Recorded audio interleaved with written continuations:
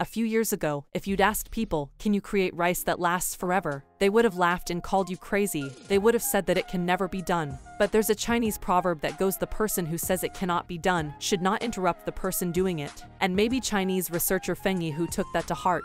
You see, back in the 1990s, when he was a student who got the backing of the International Rice Research Institute, he had to work on developing a perennial variety of rice, one that would almost last forever. But people didn't really believe in the project, and slowly, the funding dried up. But Fengyi Hu didn't give up. In 2012, he set out to try again. He got 21 researchers on board and began his experiments. Finally, 5 attempts later, they did it. They managed to create perennial rice, a lab-developed cross between domestic Asian rice called Oryza sativa and its perennial African relative Oryza longistaminata. They called it PR23. And in 2021, more than 44,000 smallholder farmers grew perennial rice in China. The Chinese government even put it on the list of top 29 recommended rice varieties. Now there's a caveat. Just because the name says perennial, it doesn't really mean that the rice will last forever. Rather, it means that PR23 will last a long time. Farmers can plant the crop just once and reap about 8 harvests without resowing it. The rice can be harvested without killing the plant and the rice simply continues to grow. Sounds like something out of a sci-fi movie. No. Now based on experimental data, it's safe to say that it won't be a game changer for crop yield.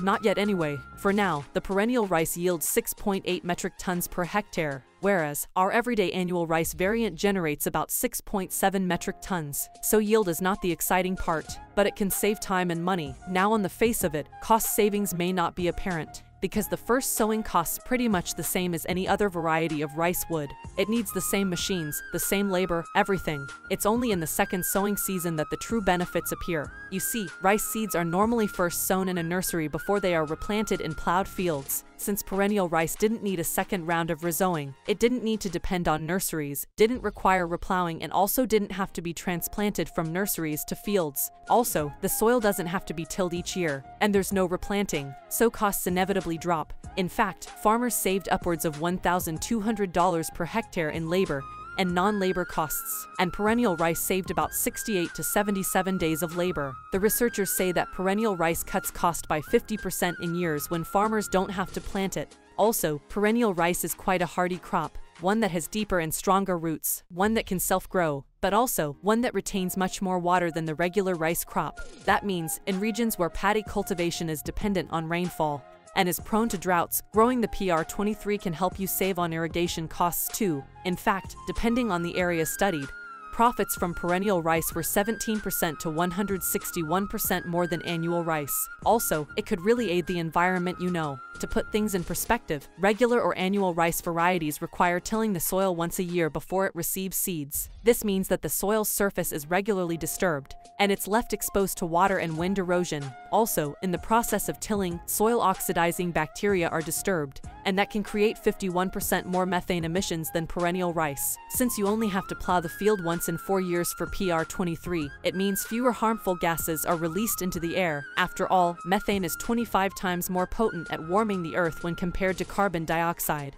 Reduced tilling also increases the organic carbon and total nitrogen composition in the soil. This simply means that crops can be healthier. They can tap into the abundance of nutrients in the soil to stimulate its regeneration. But everything new comes with its share of problems, no. And with 17 countries now administering trials, we have to talk about the downsides as well. Some researchers suggest that since the soil isn't plowed regularly, it could become a breeding ground for fungi and pathogens. Also, weeds flourish in such fields and they require more herbicide treatments. Then there's the insect problem. After harvesting, these critters can remain in the crop. They could then transmit viruses when they feed on the regenerating crop. And finally, when the 4-year period is over, taking out the strong roots to replant the rice could actually be a tougher task. Again, it could lead to labor demanding higher rates for the effort, and maybe some of that cost savings won't add up. Anyway, with rice being the primary crop for more than half of the world's population, perennial rice could become a game changer for farmers. And we will just have to wait and see how the trials go from here on in.